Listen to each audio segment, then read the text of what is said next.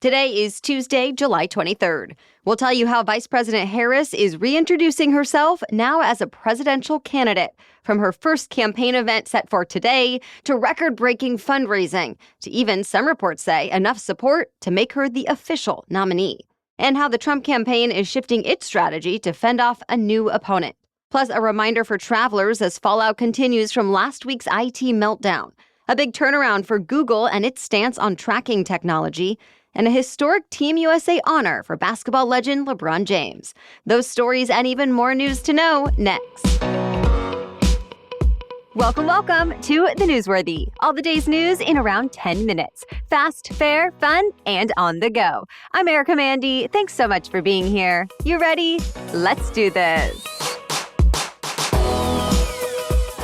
Vice President Kamala Harris is on a fast-tracked mission to shape her campaign for president. Let's start with her visit to what is now her campaign headquarters in Delaware yesterday. There, she promised to, quote, unite our Democratic Party, unite our nation, and win this election. President Biden phoned into the meeting, too, telling staffers, quote, the name has changed at the top of the ticket, but the mission has not changed at all. And Biden promised to continue campaigning for his VP. Already, Democrats seem to be rallying around her. More endorsements came in from Democratic leaders, including former Speaker Nancy Pelosi, who still has a lot of sway with the party. Also, more than 28,000 new volunteers registered to work for Harris. And Harris set a new fundraising record in her first 24 hours as a presidential candidate, bringing in $81 million in donations. Of course, Vice President Kamala Harris still has some steps ahead of her before becoming the official Democratic nominee for president. It's really up to delegates, aka the elected officials and local activists who were selected at state party conventions earlier this year. It's their job to represent voters in their states. Typically, candidates earn delegates based on how they do in primaries and caucuses, since delegates promise to support whoever Americans choose in those early contests. They usually stick to that promise, but don't have to. They can really nominate anyone they want. And now, since the top candidate did not actually win on her own in the primaries anyway, things are a little more uncertain. Though news outlets like the AP have been reaching out to delegates, and they found Harris does have enough support from them to secure her nomination come convention time. To make things even more complicated this year, the Democratic National Convention is set for August 19th. But to actually get on the ballots everywhere in time for the November election, Harris and her team will have to meet some deadlines before that. So this year, there's talk of delegates holding a virtual roll call vote as soon as August 1st. By the way, it's not just the president. The running mate also needs to appear on the ballot, meaning Harris is under pressure to pick who she would want as a VP ASAP. Former Attorney General Eric Holder is said to be leading this search, while Harris continues to work as Biden's VP and run her own campaign. Today, Harris is headed to the battleground state of Wisconsin for her first full-fledged campaign event since launching her candidacy. Stay tuned. Democrats are not the only ones overhauling their election year plans. The Trump campaign has spent months building its strategy around President Biden as its opponent, but now it's shifting focus to Vice President Harris. Former President Trump has called her Laughin' Kamala, saying you can tell by her laugh that she's crazy. And the Trump campaign is already calling her dangerously liberal. Though it is worth noting, when she was a prosecutor in California, she faced criticism there for being too moderate. Trump's senior advisors are also tying her to some of the issues that led to low approval ratings for the Biden administration, like inflation and immigration. And they plan to launch a new ad campaign focused on the vice president. So what do the voters say? Well, recent polls show Harris doing better than Biden against Trump. But it's still extremely close with less than 4 months before Election Day. Former President Trump is holding his next rally in the battleground state of North Carolina tomorrow. Then Trump and Harris plan to debate in September.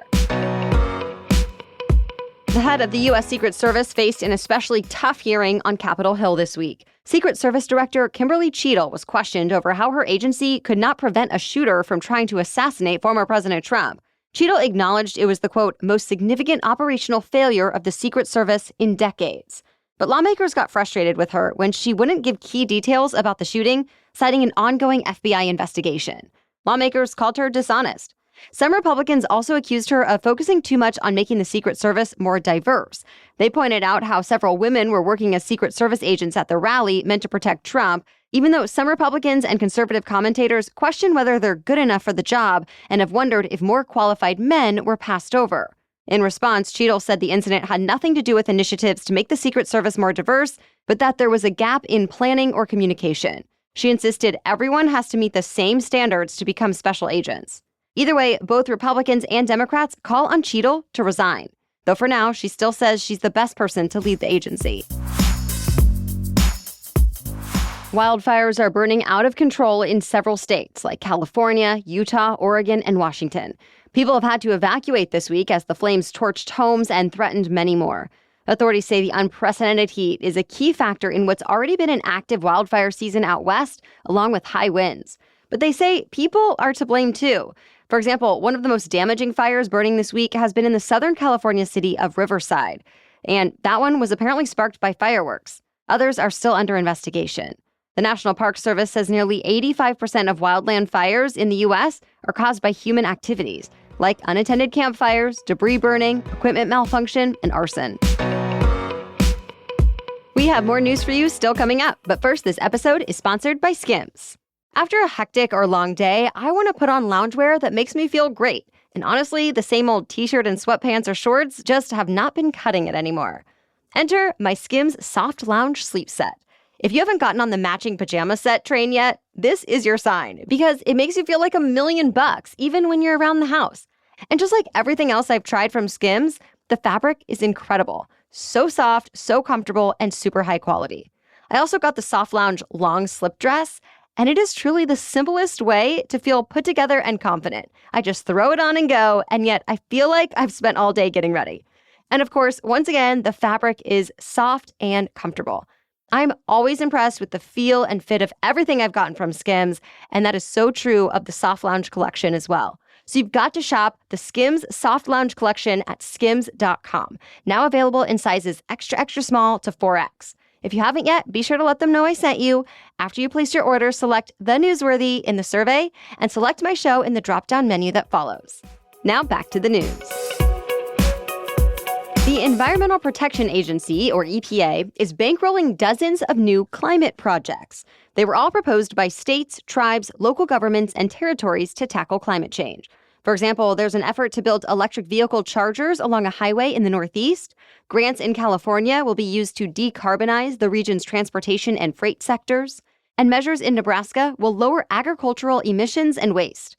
All in all, the EPA is spending $4.3 billion on the new projects. It says this funding could end up reducing greenhouse gas emissions by as much as 971 million metric tons by the year 2050. In other words, roughly the emissions of 5 million homes over 25 years. The EPA says the funds will be delivered early this fall. Delta Airlines is still struggling to recover from last week's global software outage. Already this morning, it's canceled hundreds of flights for a fifth straight day. Even more are delayed. Delta CEO says the issue is that several of the airline's applications run on Microsoft Windows, so many tools were impacted by the outage.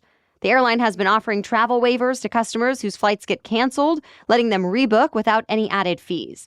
Though Transportation Secretary Pete Buttigieg reminded customers they're no longer obligated to accept that offer and can request a cash refund instead, which they're entitled to. Other U.S. airlines have been able to bounce back, though, and have returned to normal. Remember, this outage was triggered by a single faulty software update from the cybersecurity firm CrowdStrike that was applied to Microsoft Windows operating systems. It sent out a fix, but the company says it could take a while to repair every affected computer. Google has changed its mind about a plan that would have made it tougher for advertisers to track people online. 4 years ago, the tech giant said it would end support for so-called cookies that can see what you look at on its web browser, Google Chrome, so advertisers can show you ads that might appeal to you. Already, Safari and Firefox turned them off by default, and the change was supposed to reach Chrome users soon. But even then, Google was going to roll out other ad-targeting tech, and critics say there were possible new privacy risks and worries that they could unfairly benefit Google's own advertising business. Well, now Google says Chrome will no longer switch off cookies by default and will instead ask users to make an informed choice. It could work like Apple's setting that asks people if they want to opt in to app tracking or not. And if Apple's policy is any kind of indication of how it will go for Google, when given the option, a lot of users will not opt in. Still, Google says it's talking about a new path with regulators and will roll out its new options soon. Olympians have voted on who they want to hold the American flag at the opening ceremony of the Paris Olympics, and they went with LeBron James. He's actually the first men's basketball player to be named a flag bearer for Team USA, and he calls it an incredible honor, saying it's a moment that can bring the whole world together. This is James's fourth Olympics. He also helped Team USA win golds in Beijing and London and a bronze medal in Athens. But he won't be the only one holding an American flag. A woman athlete will also get the honor, and she'll be named today. Rapper Eminem has stopped pop star Taylor Swift from breaking another big record. Eminem's new album, The Death of Slim Shady, debuted at number 1 on this week's Billboard 200 chart, making it his 11th number 1 album. So it's now the first time in months that Swift does not rule the chart with her album, The Tortured Poets Department. It spent 12 weeks at number 1 without ever dipping from the top spot. Had Swift made it to 13 weeks, she would have earned the record for most weeks at number 1. Though now that honor still belongs to Stevie Wonder's Songs in the Key of Life. That's it for the main news today, so now it's time for Trivia Tuesday, when we ask a different trivia question every week. But first, a quick break to thank our sponsor, Shopify. I launched this podcast and the business behind it nearly 7 years ago at this point, and I've learned that running a growing business means getting the insights you need where you are. So if you want to start a business or you're already years in like me, Shopify is the global commerce platform that helps you sell at every stage of your business. Seriously, you can launch with it, and then no matter how big you want to grow, Shopify gives you everything you need to take that business to the next level. No wonder Shopify powers 10% of all e-commerce in the US. And Shopify's the global force behind Allbirds, Rothy's, and Brooklinen, and millions of other entrepreneurs of every size across 175 countries. In fact, even as a customer, I often notice my favorite brands and companies using Shopify at checkout, and I so appreciate how easy the process is from that side as well. So it just continues to build trust with customers. And there's nothing that means more to me and this business than gaining and keeping listener and customer trust.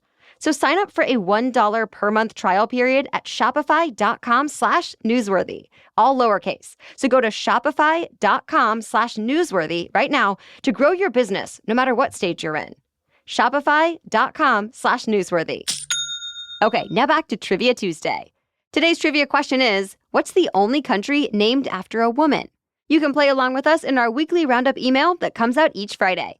As for last week's trivia question, what year was the first Barbie doll released? The answer is 1959. The original Barbie sported a black and white striped bathing suit, red lips, and a blonde ponytail. And it was the first mass-produced toy doll in the US with adult features.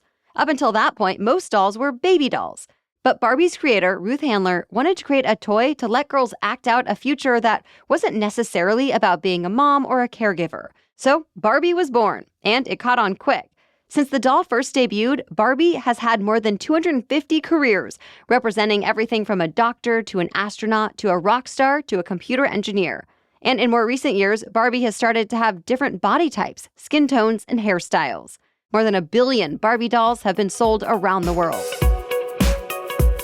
Well, thank you so much for listening, and thank you to our Newsworthy insiders for all of your support. We so appreciate it. We'll be back tomorrow with more news you need to know. Until then, have a great day.